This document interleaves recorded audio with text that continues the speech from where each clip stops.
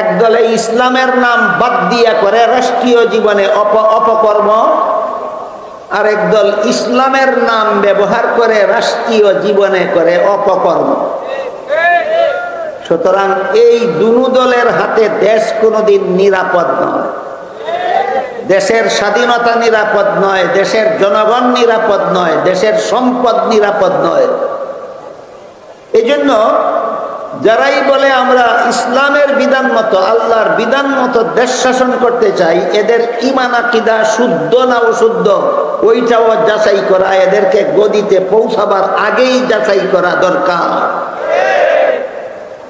আগে যাচাই না করে শুধুমাত্র আমরা ইসলামী শাসন চাই এই মুখরোচক স্লোগানটা দেখেই যদি যারা বাতিল আকীদার অনুসারী তাদেরকে যদি গদিতে বসিয়ে দেন, তাহলে ইমাম আহমদ বিন হাম্বল রহমতুল্লাহি আলাইহির যেই দুর্দশা ঘটেছিল আপনাদেরও সেই দুর্দশা ঘটতে বাধ্য হবে।